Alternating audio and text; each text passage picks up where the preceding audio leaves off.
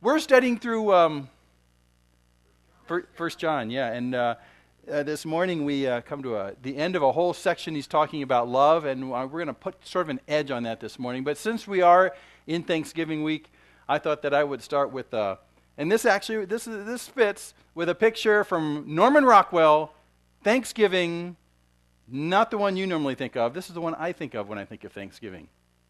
That's what we're studying. Here we go. Here's the picture right here. Remember this picture? Have you seen this picture? It's a wonderful picture. It's not specifically about Thanksgiving, but it is about giving thanks before meal. And it's the contrasts that are so wonderful about this picture. This elderly woman, presumably her grandson there, eating at a restaurant. And actually, if we close up on them, there they are, just being sort of a spectacle in the midst of this public place, praying. And being really out of place. And then if you look to the left, there's these guys who are, one of them's looking at them like they're from another planet, and the other one is slightly disdainful. That's Norman Rockwell's really good with faces. You can tell that these guys are this spectacle. And then you may not have noticed, but if you go to the very far left corner, Norman Rockwell puts stuff around the edges of his pictures. This is the guy you see. Look, that guy in the far left corner. Probably didn't even know he was there. He's doing the same kind of thing. He gets one eye into the picture, like, what is going on over there? And looking over the top of those two guys.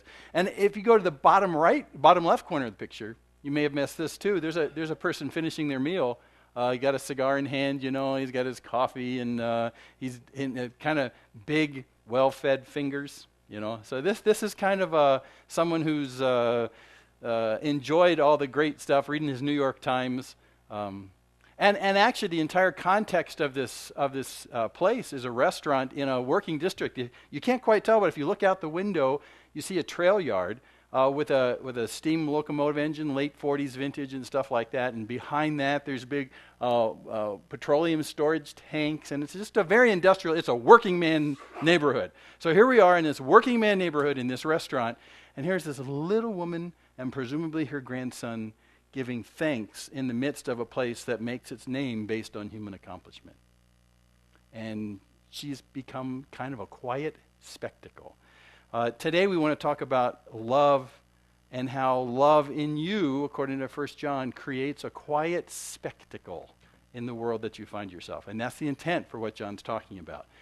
But to kind of raise the contrast, we need to like what Norman Rockwell did here. He put it in the context of this working man, gritty neighborhood, this self-made men, hard-working, capable people. So the contrast becomes clear. I need to do that as well. We need to take love that God's calling us to do in 1 John and put it in a more gritty context. This is the gritty context I'm going to put it in right here.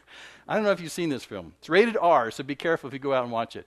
But it's in a whole genre of films they call PA films, post-apocalyptic films.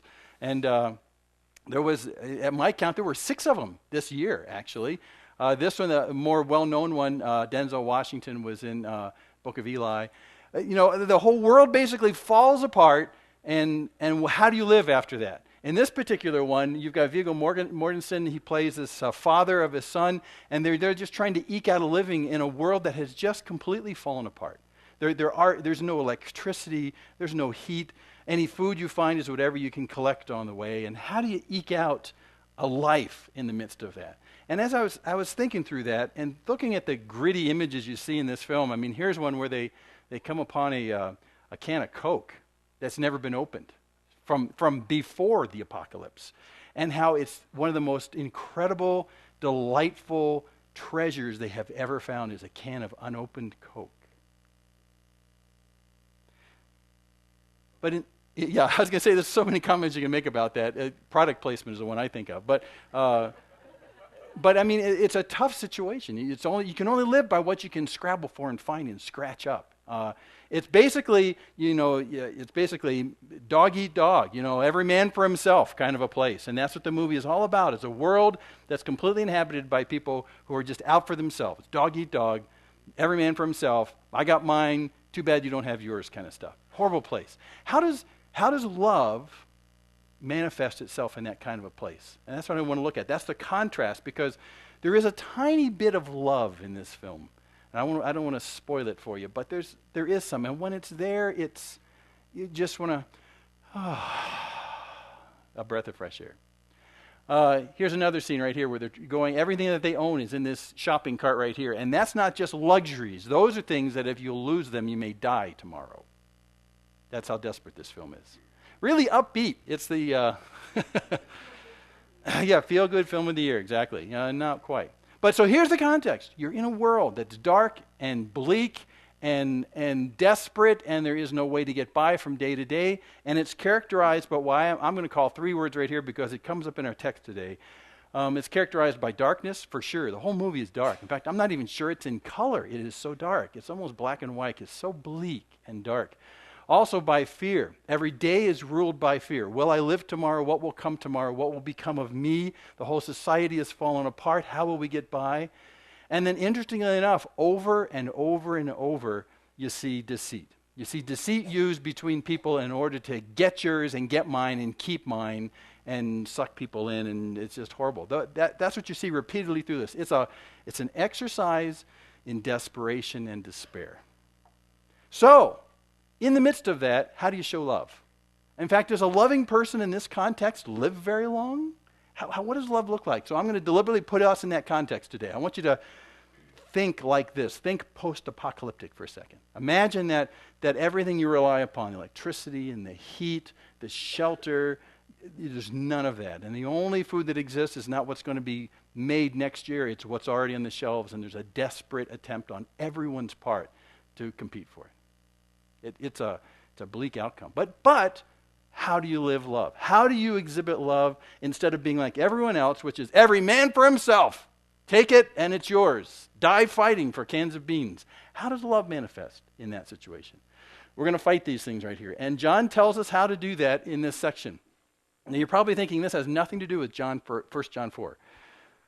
Hang on, we'll see what it says. So we're just going to dive in for a second. 1 John 4 verse 15 is where we're starting. He's finishing his manifesto, if you will, on love. He says, whoever confesses that Jesus is the Son of God, God abides in him and he in God. We have come to know and have believed the love which God has for us. God is love, and the one who abides in love abides in God, and God abides in him.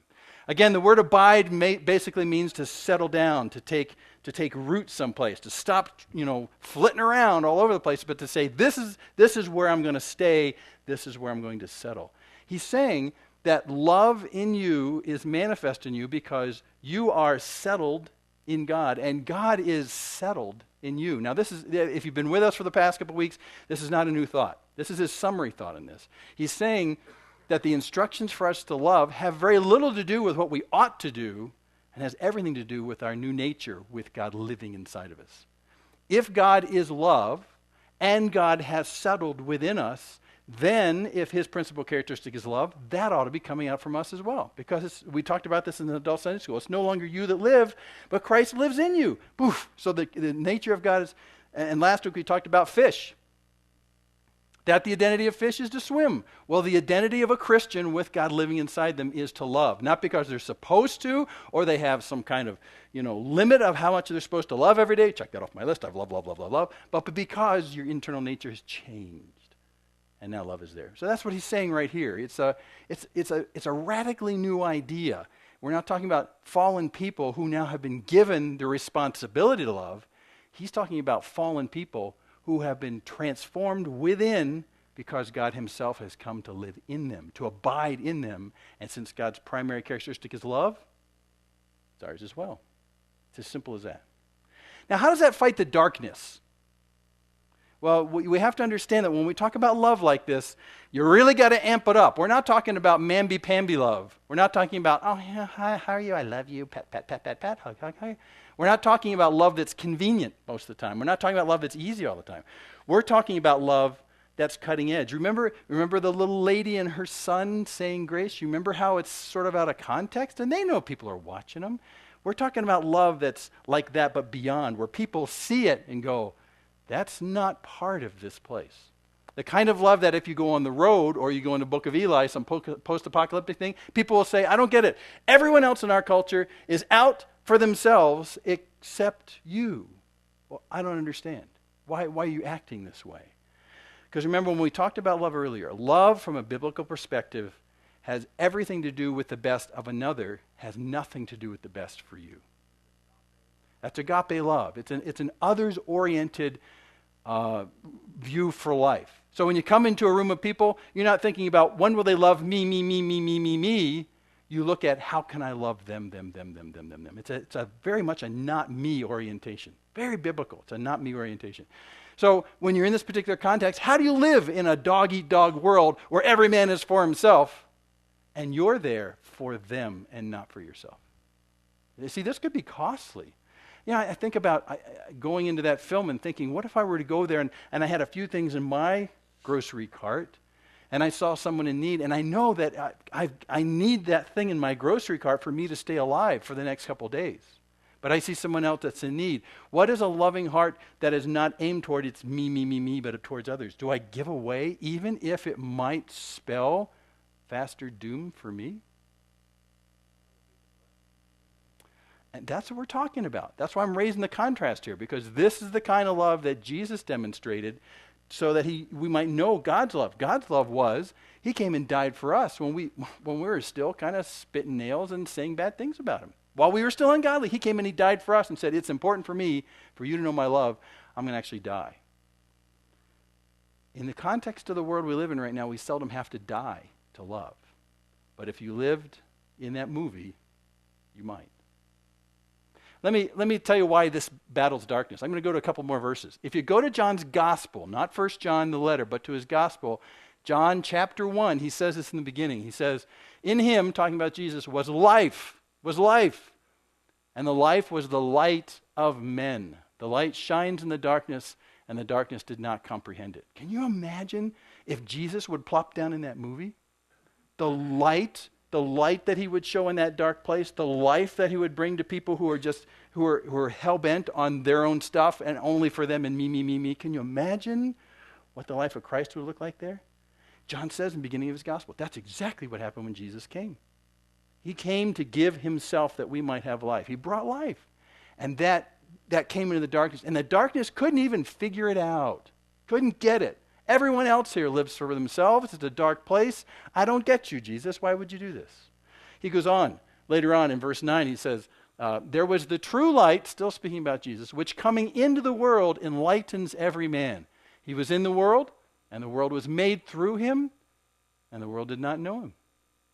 He came to his own, and those who were his own did not receive him. But, verse 12, as many as received him, to them he gave the right to become children of God, even to those who believe in his name, who were born not of blood, nor of the will of the flesh, nor of the will of man, but of God.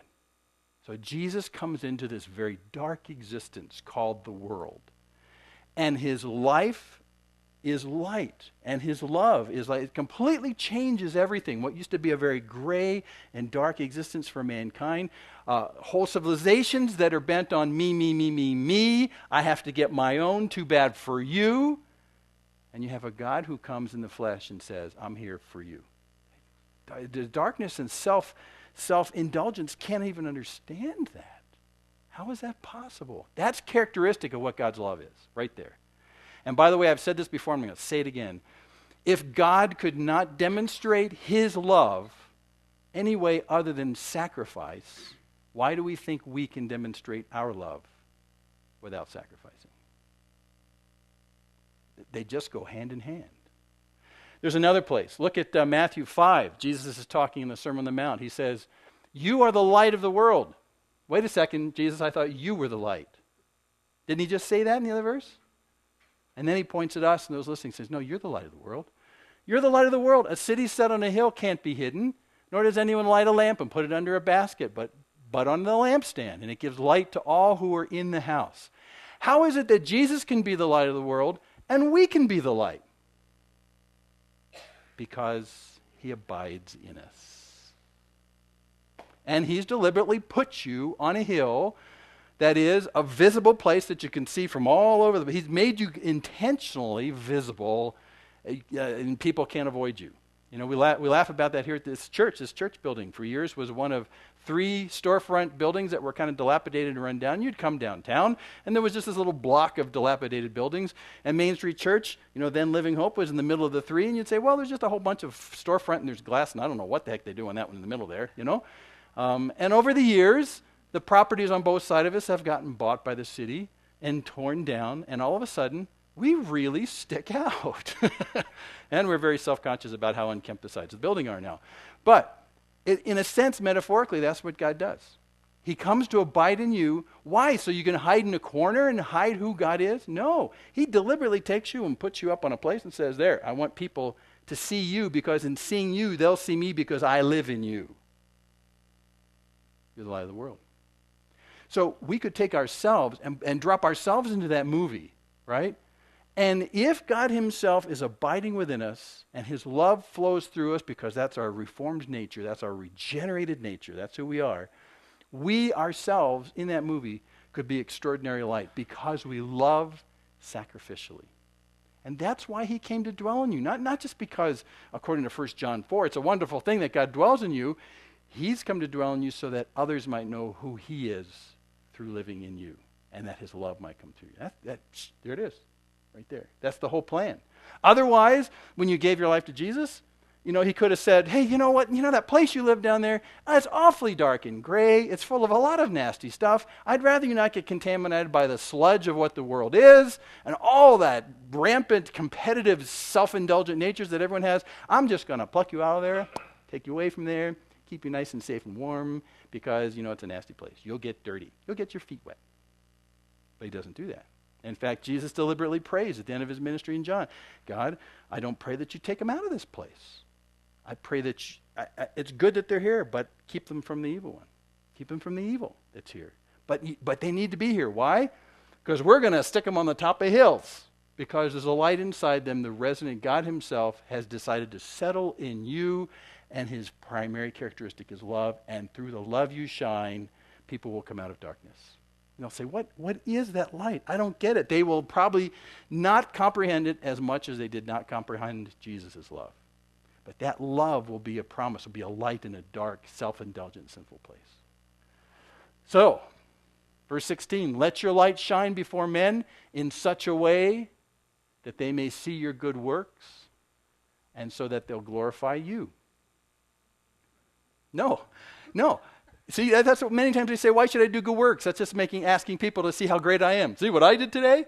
He's saying, I want your good works. That is the love that only I can do through you because I'm living inside of you, a godlike, agape, sacrificial love. I want that to shine. I want to shine. Shine. So that it will glorify the one who's generated in you, God himself. That's what he's talking about right here. That's what he's talking. So, if you drop us into that nasty gray movie, The Road, or The Book of Eli, or one of those things, our primary light is the resident God himself who's decided to abide within us, working through us that we might love in ways that, get a clue, will probably cost you tremendously. And it's not dog eat dog. It's not every man for himself. It's not me, because God's love is all about others. And you'll pour yourself out. Now, your lifespan in that movie might be kind of short. But that's okay. Because those who see that love will say, there's something extraordinarily different about you. In a place where there's so few resources, why isn't it that you're out killing people, deceiving people, stealing from them while they're sleeping? Why is it that instead you're giving to people? I just don't get that. Don't you know that's self-destructive? Don't you know that's not really good for your long-term interests? Yeah. But this is good for your long-term interest because you need to know the love of Christ. It may take sacrifice. So we do indeed live in a dark world, and God lives and lives through us. And this is a picture taken from the movie. Darkness itself will be dispelled by love's light if you will allow God himself to live through you. Now that's his point in all of 1 John every time he talks about love. He says love is what we're commanded to do, but it's more than just a commandment. Love is the natural outgrowth of a regenerated insides when God comes to live inside you. That's authentic Christianity and has nothing to do about me. Now, love in its popular definitions today is screwy. It's dumb. It's usually about what it does for you.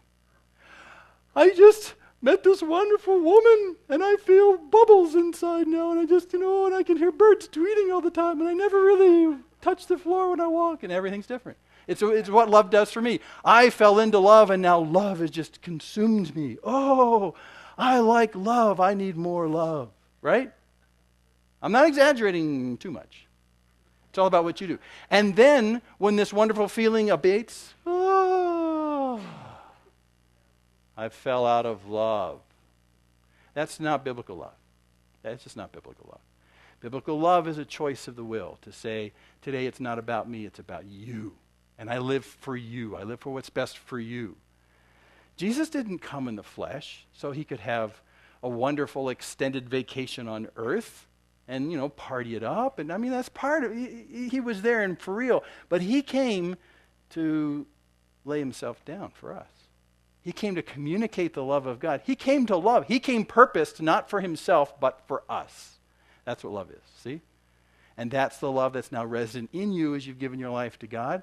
And he comes and he settles in you and he abides in you. And now that love is part of who you are. And what John is saying, in the whole realm of counterfeit people and counterfeit Christians, if someone says they know God and that God lives in them, we ought to see God kind of stuff coming out of them, and that God kind of stuff is called love. And if you don't see it, maybe something's a little amiss here. That's what he's saying. If you live that kind of sacrificial love, you can dispel darkness in very, very dark places.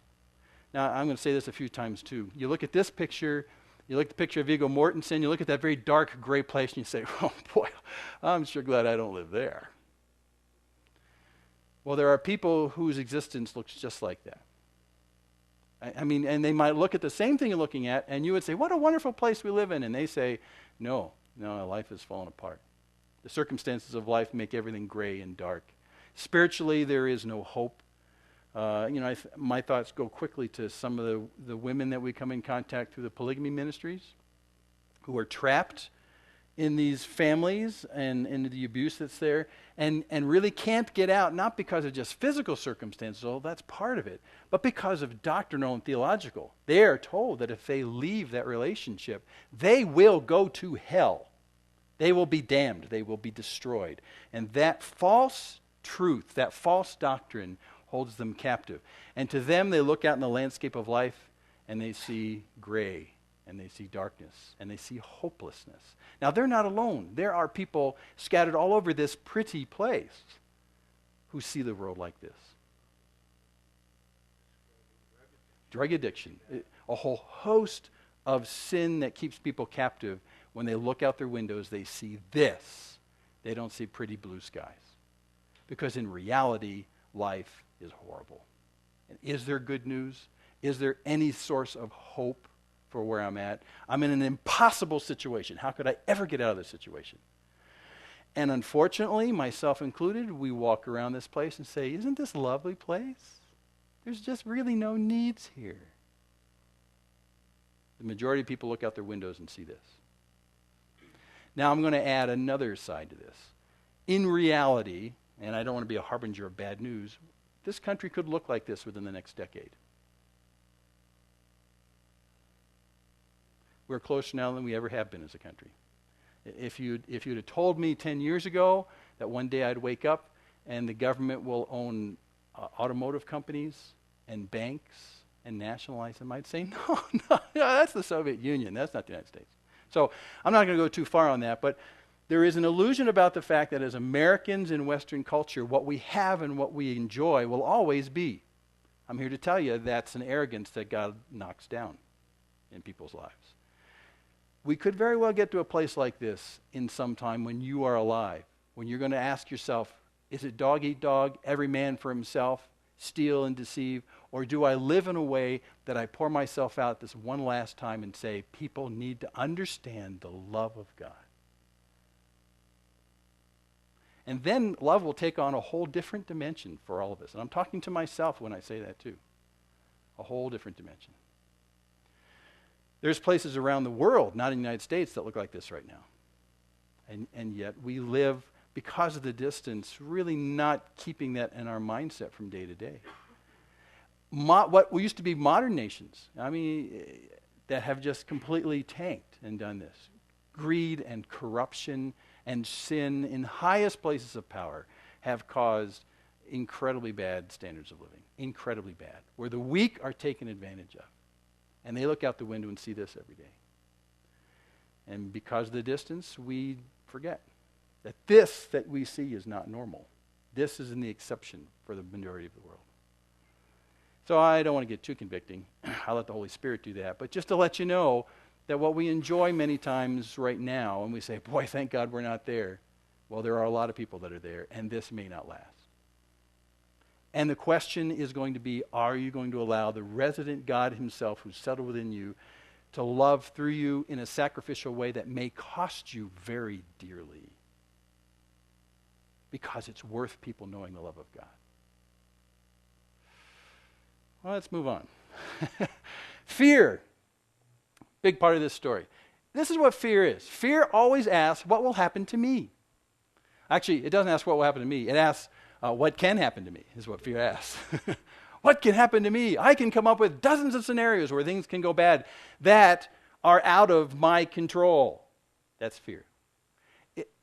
Remember I said that love has nothing to do about me? That's why this is a crazy thing. Love and fear shouldn't really coexist because love is about others. It's not about me. Fear is all about me. I very seldom fear for you. Well, that's not always true, but you know what I mean? You seldom get worked up in fear because someone else is coming under danger, and it's out of your control. Sometimes you do. Well, it hits on today, what's going to happen to me today, and what's going to happen to me in eternity. And John actually addresses this when he's closing out his thoughts about love, because love and fear are on other sides of the planet from each other in so many respects. And let's start with the whole issue about eternity down here. So you go to eternity, he says in verse 17, he says, listen, by this love is perfected with us, so that we may have confidence in the day of judgment, because as he is, so also are we in this world.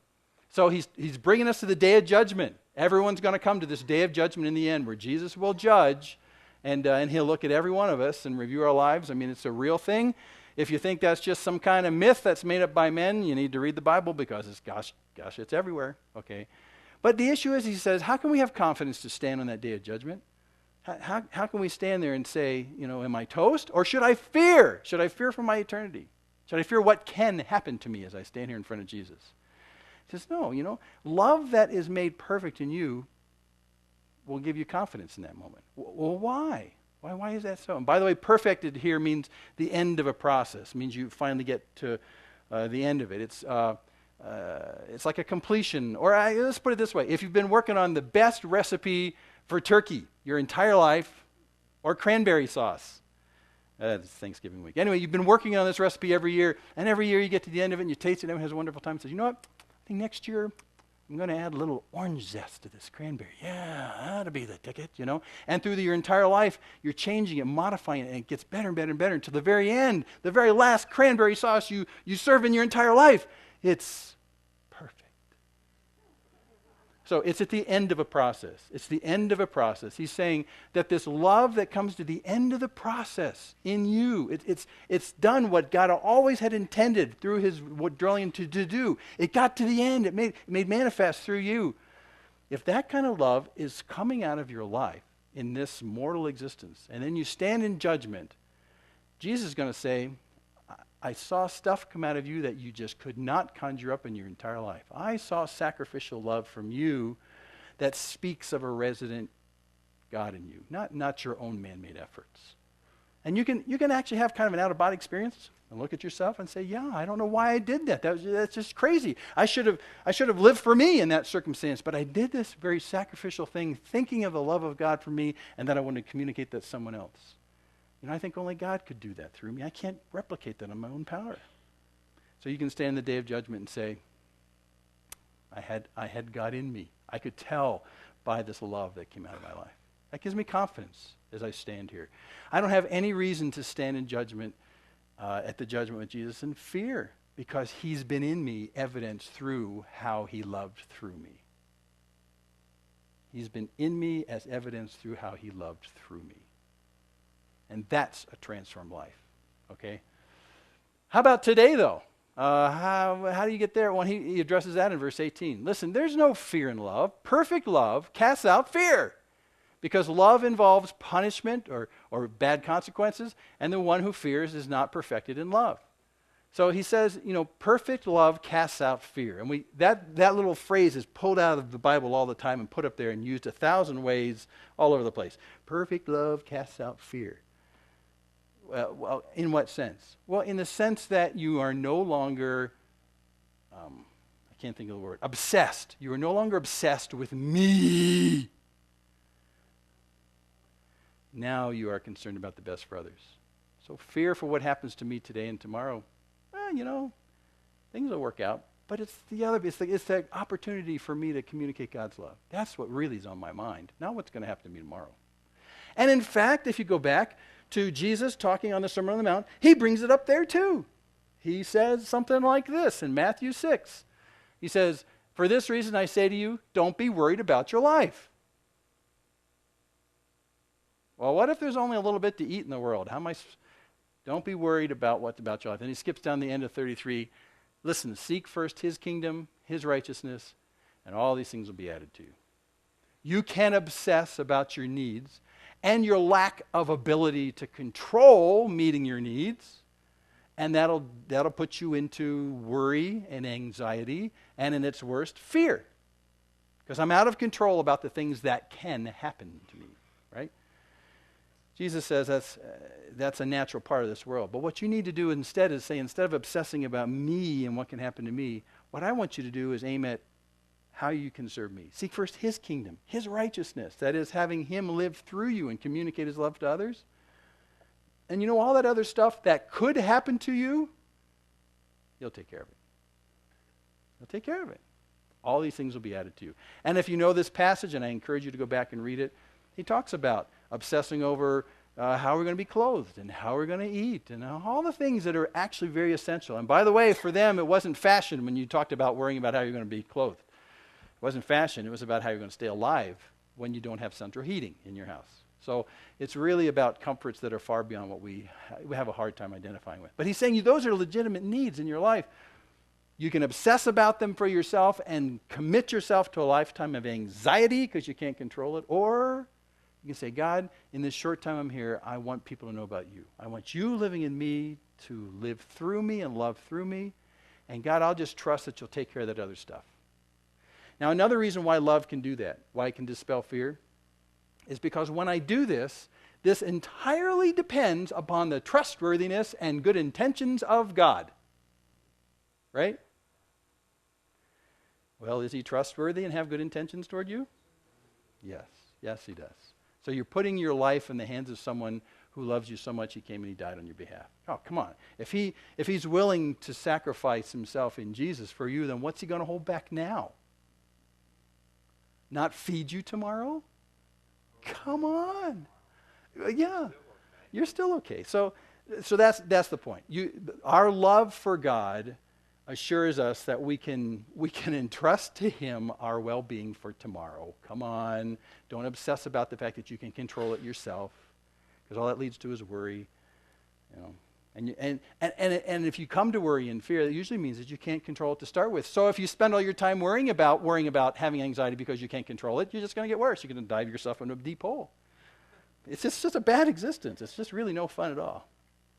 I think about going back to when I was a kid. When I was a little kid, and I had a pretty nice family. Me and my two brothers beat up each other an awful lot, but that's okay. It was a fun family, and I had great parents, and it's a wonderful thing. I cannot ever remember one moment as a kid living in my house where I worried about whether there was going to be food tomorrow.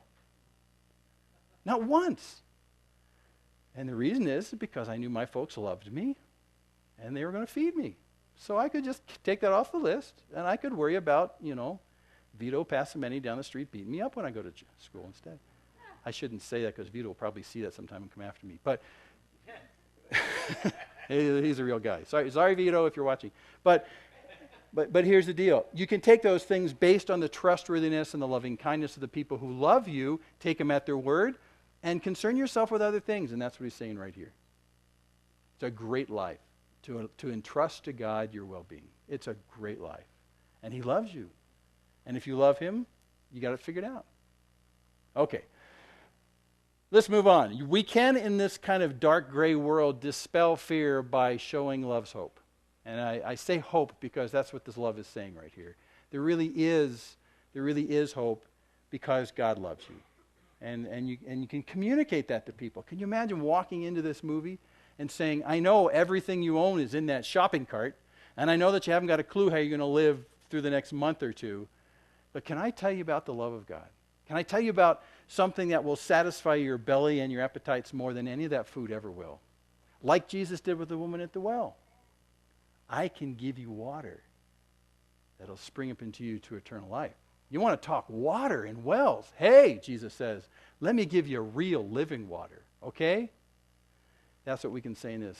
Let me give you real water. Let me give you real food. Let me give you something that's really life. Life is not the sum total of what you can push around in a grocery cart and protect. Life comes directly from him. That's what we have to say in this gray world. That's how you can dispel fear. So when you live in a community of people who are constantly obsessed with what's going to happen to me, you can say, let me tell you what God has done for me and what he wants to do for you. And you can stop obsessing. You can stop being in fear. Okay, let's go to deceit. And you're probably looking at the passage saying deceit. Verse 19. We love because he first loved us. That's how he starts this whole conversation. And this is, if you're a mathematician, this is an equation. We love because he first loved us. A, then B. And by the way, as an aside, we talk a lot about loving God. Deuteronomy 6 says to love the Lord your God with all your soul, whole mind, strength, everything you are. And if you're thinking you're coming up short on that, you know one of the best ways to love God more is to go back and revisit it how he loved you. We love because he first loved us. It's part of the reason why we do communion on a regular basis, to remind ourselves, to say, you know what, that's right. He did love us in an extraordinarily amazing way, bigger than anyone else in the whole universe. He really did love us. Wow. And that draws me to him in love. Have you ever been loved by anyone who sacrificially loved you? Can you not fall in love with them in some way? Well, God did that, demonstrated his love through Jesus for us. We go back to that. We love because he first loved us. It's almost like you can't get away from that. As soon as in your life you've grasped the love of God, made manifest and tangible and real in the death and resurrection of Jesus, when you really grasp that, when that just breaks you down to your knees and you say, I'm so unworthy of that, that starts to click something inside that's a natural response. We love now because he loved us. Okay, so let's get to deceit. Why did I bring up deceit? Because he says in verse 20, if someone says, I love God, and hates his brother, he's a liar. If anyone says that I love God and hates his brother, he's a liar. It doesn't make any sense at all. It just does not go together. The mathematics don't add up.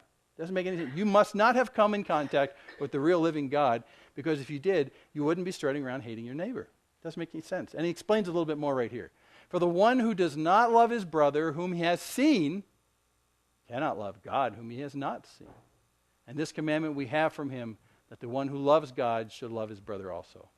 We're back as we wrap up the last breath on the whole topic of love. He's saying, we're also back to looking at counterfeits. And in this gray movie, everyone goes around acting one way. Sure, you can share my can of sardines. And then they kill you in the middle of the night. There's deceit that's woven into this. How do we know when people genuinely love God? How do you really know? Yes, I love God. How do you know? Well, because they won't be going around hating people. That's how you know. And if someone is going around hating people, then they don't know God. That's just the way it works. If you know God and God dwells in you, he abides in you, and his love is manifest through you, it is so counter everything in the universe that you would hate people. It's hard to even describe. So when someone says, I love God, but they hate their neighbor, they hate their friends, that just is no, because God's definitely not living inside you. That's what he's getting at right here. Now, in this gray movie, many times people would purport to be something that they're not, to kind of suck you in, to gain your trust, to make you feel like they're not a threat to me. Yes, I've got my grocery cart, but I can sleep tonight because they love God and they won't hurt me. Well, actually, the world is out to get you, because You're surrounded by people who are all about me. Me, me, me, me, me. I want mine. I've got mine. I protect mine. I want yours. Me, me, me, me, me. So it's a one-way flow for the resources of the universe, the people who are me-oriented. That basically is what it means to be sinful and apart from God, is to say that I want to live an independent life where I'm at the center of everything and everything exists to serve me and it's coming toward me and it's all about me, and too bad you're trying to do the same thing. We're going to have a tug of war for the resources. It's all about me. All we like sheep have gone astray, and each of us has gone our own way. That's sin right there. To live a life deliberately independent from your Creator. That's what it is. And you use deceit to make that world work. A person who has the living God resident and abiding in them, who loves sacrificially as a part of that, is not out to hate and take advantage of other people to build their kingdom. In fact, it's exactly the opposite. They're out to look for opportunities to pour themselves out sacrificially so that the love of God might be known. It's a completely different flow.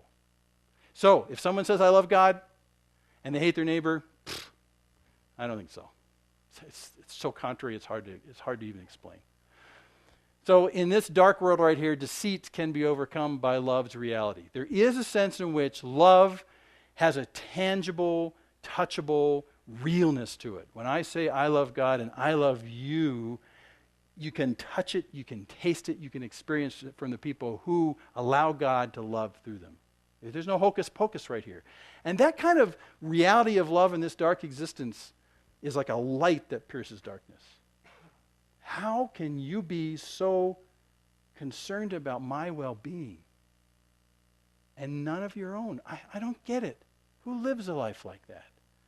And that one is backed up by reality. Now, you know, if we go into this movie, let's say the United States becomes this in the next decade or so, and you're walking down the street with your grocery cart full of essentials for life, and you say you love God, and you pass by someone who's dying on a corner because they don't have food, because after all, it is about me. Where's the love of God in that? Jesus reinforces it again at the end of Matthew. And he's talking in the end of Matthew about this judgment point, this separation that's going to go on. You remember what I'm talking about? End of Matthew? And he says, you know, I'm going to take the sheep and goats basically that look the same, you know, four-legged creatures. I'm going to separate them based on the fact that one day I was thirsty and you gave me water. One day I was hungry and you gave me food. One day I didn't have any food to keep warm and you gave me, you didn't have any clothing and you gave me clothing. Remember this? Ring any bells? And then we say, well, wait a second. God, when were you ever hungry or thirsty or didn't have any clothes? He said, well, to the degree to which you did to the least of these, you did it for me. That's sacrificial, touchable love right there. Even if it's the last can of sardines you've got. Oh, okay, no one likes sardines. Last can of something. Coke. Something, right? There's a reality to love that's touchable, that changes the world. And the reality to Jesus' love, he didn't just talk about love, he made it touchable by dying. So touchable that we can almost touch it 2,000 years since then. That real. In fact, Christian apologists will say, you know, if Jesus didn't die and come back from the dead, you have a hard time coming up with an alternate explanation historically for the revolution that happened at that time in that place. You have to have something as remarkably bizarre as that. It's easier just to believe he died and raised from the dead than to come up with an alternative explanation. Love you can touch, love that manifests in action. That's how love is perfected. That's how it comes to the end. Love isn't just talked about. Love is something that dies for others. Love is something that has no thought of itself. It has everything to do with other people. That's something that brings light into a dark place. That's something that dispels fear. That's something that's so real. People say, that's worth everything. I want that kind of love. And you say, great, that's the love of God. And that's why he stuck you on a hill and made you a light and put himself inside you. And you don't just stand there and beam. You allow his love to manifest through you in sacrificial ways, in ways that are very unlike the rest of this world. Now, do not put too fine a point on it. We love in very convenient ways. I do too. We very seldom even think about loving to the degree that it actually costs us more than just the excess of what we have. And I'm talking about me too. There's a sense in which we restrict the love of God by saying, well, God, I don't mind loving as long as it doesn't really hurt my lifestyle or really have any impact on what I do or who I am. I mean, you've given to me so much, yes, and you know, I have this little left over. I can love with that, I guess, sort of. There's so many stories I could tell you about people who have decided not to do that, who've been convicted by that. One I'll tell you about, you probably know Rich Mullins, who wrote the song Awesome God. Quite a prolific songwriter. Died in the, what was it, early 90s, I think it was, in an auto accident. But he wrote so many songs. He was starting to this rise in fame and starting to make actually quite a bit of money in the music industry for Christian music. He used to write songs for Amy Grant, and then he started doing this. I mean, wow, just an extraordinarily talented guy. He said, I can't live with this kind of cash. So he established a board of men, and he said, what I want you to do is run all that financial stuff. You just figure out what the average income for the person in the United States is. Give me that, and I'll be happy with that. I don't think Rich Mullins knew the half of the money that his songs generated. He said, I don't want that life. I just don't want that life. It's about me loving people through what I do. This freedom to be able to not worry about finances. He moved down to the Navajo Nation down here, actually in the Mexico-Arizona border, and lived in a small group of Navajos down there, teaching their kids how to sing and do music and just to minister. And then he'd go and do concerts, and he would get his $25,000 a year allowance, $25,000. When everyone else in the music industry is just flying big. He said, I'm going to love. Who cares about that stuff? I know of executives who have left six-figure salaries. One who was the vice president of Ford Motor Company, who after he came to meet Christ said, I think God's calling me to a new vocation. And what was his new vocation? Hospice, ministering to people who are dying. But don't you understand the good you could do if you keep your mega salary as a vice president of Ford Motor Company? Ford, capital F-O-R-D. And you could use that money and you could do incredible things all over the world.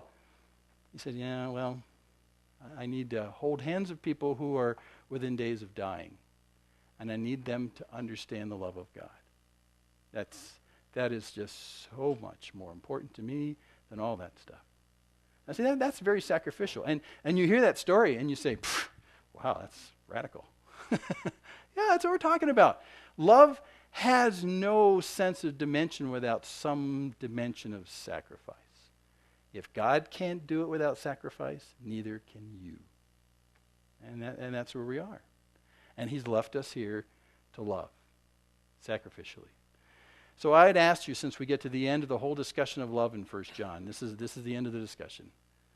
Ask God and say, well, God, I hear about what you want, how you want to live through me in love. But God, am I somehow strangling your ability to do that because I've got my own shopping cart full of the necessities of life that I'm not willing to let go of? Is there something about my hand holding on to things that are stopping me from allowing you to love in sacrificial, light kind of ways? And I don't know what the answer is for you, or for me either. But that's why he stuck us on a hill, so that the love of God would be manifest as light through us in that kind of culture. And that's where we live, right there. It's bleak, it's hopeless, it's full of fear, has no purpose, worries about tomorrow, wonders what life is if this is life. And he wants you to love. So, can I just ask you to ask that in the privacy of your time with the Lord? God, I don't want to constrict your desire to love through me. And if there's some selfishness about, I keep going back to it, my grocery cart in life, I'm pushing this thing down life, and I hope no one takes it on my grocery cart because I'm going to need that tomorrow. If there, the funny thing is, who put this stuff in your grocery cart? If you take it out of your grocery cart and give it to other people, can he replenish the grocery cart? Yes. If you seek first his kingdom and his righteousness, will he take care of what's in your grocery cart? Well, yes. Yes, yes, and double yes, okay? So ask God, God, what do you want of me? What do you want of me? I want to see this gray place that I live transformed by the light of your love. You did it according to John 1 when you came in the flesh. You want to do it through me now in my flesh as you reside within me. God, love through me. Forgive me for how I've throttled it. And I'm convinced that a world that cannot handle that doesn't understand it, that doesn't recognize what's going on. Wait a second, there's got to be something in it for you. Why are they doing this? I don't get this. That love is the cutting edge, transforming love that John says, that's your new nature. That's the light. That's why I stuck you on a hill. Quit hiding. And that's what he wants to do through you. So pray about that. And I'm going to pray about that too. I could tell you so many other stories of people who have come to understand this and who have sacrificially loved. And the receiver of that love not only didn't understand it at first, but then eventually came to understand that's because he was first loved by God himself. Wow. I want to know that kind of God. And so glorify your Father in heaven. That works. Well, next week. Okay, here we go. Let me just put this verse on. I forgot to put it here. John 15, Jesus says, this is my commandment, that you love one another just as I have loved you. Greater love has no one than this, that one laid down his life for his friends. Sacrifice, love, hand in hand. Without the other, it has no definition. Love that's convenient is not love. That's just dealing with your guilt. Okay, next week, we're in John 5. We're going to start closing down the little letter of John. And he's going to complete the sentence. Who is the one who overcomes the world but he who... Well, you read it for yourself. And we'll read it next week, okay? Let's pray.